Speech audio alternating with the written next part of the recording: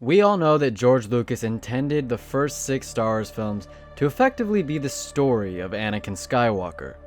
But how would the story have changed if Anakin had never even existed? Well, I'm here to give my take on how things would have shaken out by removing the most central character in all of Star Wars. So in The Phantom Menace, Qui-Gon, Padme, and Obi-Wan are going to be stuck on Tatooine for longer as they don't have Anakin there to bet on in the pod race so that they can fix their ship. In that time, Maul is able to find them and defeat the 2 Jedi before capturing Padme and getting the Treaty of Naboo signed. Maul then will slip back into the shadows while the CIS is slowly formed over the next 10 years. Without Anakin or the need to replace the fallen Maul, I believe Palpatine would simply stick with Maul as his apprentice until he found a way to do whatever exactly it was he was trying to do in The Rise of Skywalker. With Obi-Wan sadly dead, Padme would likely be assassinated in Attack of the Clones by the space slugs used by Zam, who was hired by Jango, who was hired by the CIS. Additionally, Obi-Wan is not around to discover Kamino, meaning that Palpatine would need to engineer some other way for the Republic to acquire the clone army without arousing suspicion. He's very clever though, so he likely will figure out how to do this fairly easily. The Clone Wars go pretty similarly as in the main timeline, only without the need to have Anakin eventually replace his apprentice, Palpatine is content to allow the war to drag on for longer, meaning that the Republic grows even more dependent on him, while the Jedi grow weaker and weaker with every battle. Without Anakin to reveal Palpatine's identity to Windu, I'm not convinced that the Jedi learn of his Sith identity at all. Sure, they were generally suspicious of the Chancellor, but they didn't suspect him of, I don't know, say, actually being the Sith Lord. A Sith Lord?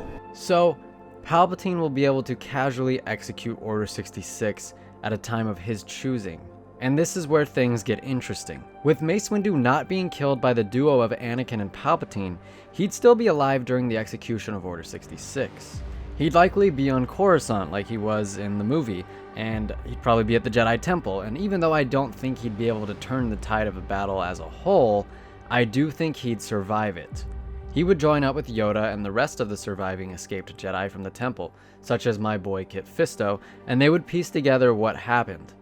Meanwhile, the Separatists would surrender, and Maul would be arrested with the intent of defecting to the Republic after a time, just as was the plan for Dooku in the original timeline. Or, at least so he thought. Yoda, Mace, and Kit Fisto would infiltrate the Senate and confront Palpatine, understanding that they had been fooled for years by the Dark Lord of the Sith. Palpatine, though extremely powerful, would not be much of a match for 3 Jedi Council members. Yoda and Windu were easily the most powerful Jedi of their time after all. He would be no fool though. Receiving reports that Windu, Yoda, and Fisto had survived, he would be sure to keep Maul close at hand, just in case the Jedi chose to make a last desperate gambit at dethroning him. He would arrange to have Maul secretly released from captivity and would station him close by. Maul would step into his master's office, trapping the Jedi between himself and Palpatine. Palpatine would rise from his seat and draw his lightsaber, cackling as he lunged over his desk. Yoda would leap at the Sith Lord while Maul spun into action to engage Windu and Fisto in a duel. With another decade plus of training under Sidious, Maul would be a force to contend with. He'd rival the power of Windu, providing a worthy opponent for the Jedi Master and his companion. Yoda would flip around in a blur, his green blade grazing against Palpatine's crimson one. The 2 opponents were as evenly matched as possible, each holding such an incredible mastery over the Force. Their duel would escalate out of the room and into the Senate chambers, where they could truly begin demonstrating their power. Meanwhile, Maul would be skillfully clashing with Windu and Fisto, weaving between their attacks and twirling his double-sided lightsaber with aggressive flourishes. Fisto would be unable to keep up with the elite duelists for long, as Maul's blade would sneak past his guard and cut straight through his heart. It is at this point where Maul would get a little overconfident. In his mind, he believed with all his soul that he was more powerful than Windu. He upped his assault, whirling and slashing with fury at the Jedi, attacking from angles that didn't seem possible. The barrage of attacks would have been enough to claim the lives of most Jedi, but not Windu. Windu was a master of Vapad.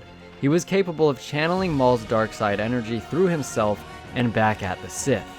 Slowly but surely, Maul would feel the duel beginning to slip out of his control. Windu was anticipating his every move, deflecting each strike. Maul would begin to panic internally. He'd never encountered a Jedi like this before, and he never would again.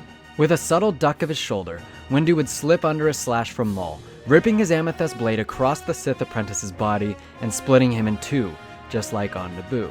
Back in the Senate chamber, Palpatine and Yoda would hurl platform after platform at one another. Yoda would leap onto Palpatine's platform and the Sith Lord would blast him with lightning. Yoda would raise his hands to block, sending the electric tendrils back to their master. The two combatants would move closer and closer, the frenetic friction building between them, until it exploded, sending them both shooting backwards. Yoda would do everything he could to hang on, knowing that this was his last, final chance to save the galaxy from enslavement to the Sith, but his strength was failing. He was an old man. His fingernails would scrape down the platform's edge, screeching, but he could hold on no longer. Palpatine would sigh in relief as he hoisted himself up onto the platform. He had survived the Jedi's final attempt at stopping him. Surely he had trained his apprentice well enough to defeat Windu and Fisto. Maul would be along soon enough to... Palpatine's eyes grew wide in disbelief as Yoda appeared, rising from below in mid-air. He didn't have time to question how such a feat was possible. He didn't have time to do anything but raise his hands instinctively and shoot another blast of lightning at the old Jedi Master. He was so focused on Yoda that he didn't feel Windu leap down from behind him. Mace released Yoda, allowing his little green friend to land on the platform gracefully. Palpatine turned in time to see Windu ignite his lightsaber. In the blink of an eye, Palpatine's chest was filled with a burning purple. Palpatine's corpse fell from the platform, his cloak catching the air like a dying phantom. It was over. With Palpatine defeated, the Jedi would expose his deception to the galaxy. Both sides of the Clone Wars would understand that they had been pawns in a cruel puppet show. The surviving Jedi from across the galaxy would eventually regroup at the Jedi Temple once the clones had all been defused, that is. Do not be mistaken though, this would not be what you'd call a happy ending. The Jedi would have lost all but a tiny fraction of their order, and I believe that in time, their order would slowly dwindle away from existence due to their dogmatic views and inability to change. Even further, millions of people across the galaxy would have been killed for nothing but a grab at power. Palpatine would lie dead at the bottom of the Senate he once presided over, but in his wake, he would have left only disorder and suffering. And all this because the Chosen One never existed. So that's it for this one, folks. It's been a long time since I've made a What If, and you've all been very patient, so I figured it was time to make another one. Let me know if you enjoyed it in the comment section down below. Do you think this is how things would have played out, or do you have a different idea of how things would have played out? Let me know. Thank you so much for watching, folks. Please remember to like the video and subscribe to the channel for all things Star Wars. I'm Zach, and I'll see you in the future.